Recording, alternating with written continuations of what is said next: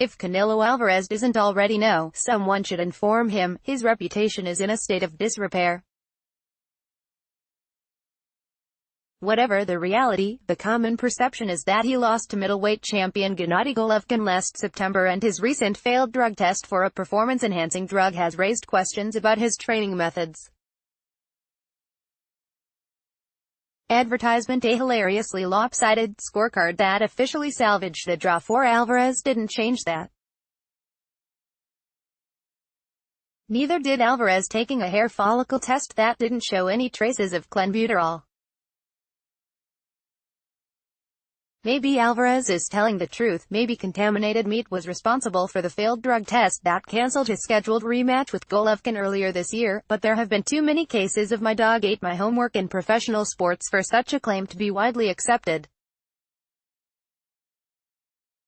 The process of restoring credibility has to start with a rematch with Golovkin. Alvarez has no other option. Only Alvarez's representatives have started to explore other options for the popular Mexican fighter's September return from a 6-month drug suspension, outraged by Golovkin's demand for a 50-50 split of the purse. In boxing parlance, Alvarez is the "aside" of the promotion, a term popularized by former champion Floyd Mayweather Jr. And if anyone is familiar with the power that comes with that designation, it's Alvarez's promoters at Golden Boy Promotions. As chief executive, Oscar De La Hoya was the so-called A-side in pretty much every fight he was ever in. When De La Hoya was an active fighter, he always negotiated from a position of power.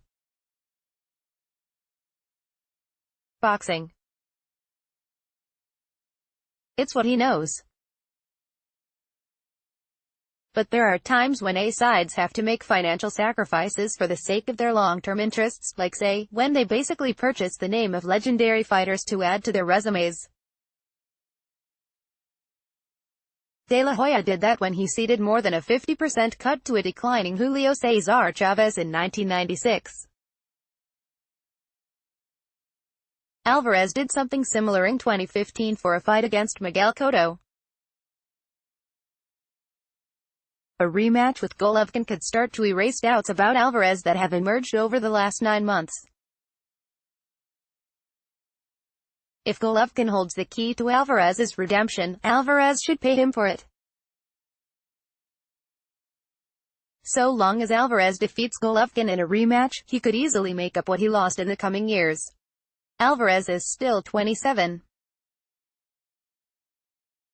"You're entitled to your opinion," Eric Gomez, president of Golden Boy Promotions, politely said on Sunday, but it's not going to happen. Gomez pointed out how Golovkin settled for a $1 million guarantee in May when he knocked out Vanes Martirosyan, the opponent he selected to replace Alvarez. And, at 36, Golovkin has only a handful of fights before his powers diminish. Under the framework that was agreed upon for the rematch in May that was cancelled, Golovkin was already set to earn more than he did in the first fight, perhaps somewhere in the range of $25 million to $35 million, according to Gomez. Gomez said he was bothered by how Golovkin's side didn't make their increased financial demands known until last week.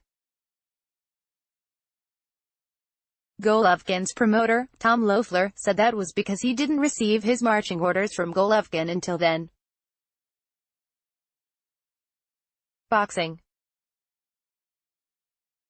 Advertisement: the Mexican fans are educated, Gomez said. They support him. The assertion is questionable. In the immediate aftermath of the first Golovkin fight, Alvarez was booed while interviewed in the ring. The majority of ringside observers believe he lost the fight. The displeasure of the fans extended beyond the unsatisfying result into the evasive counter-punching strategy he employed.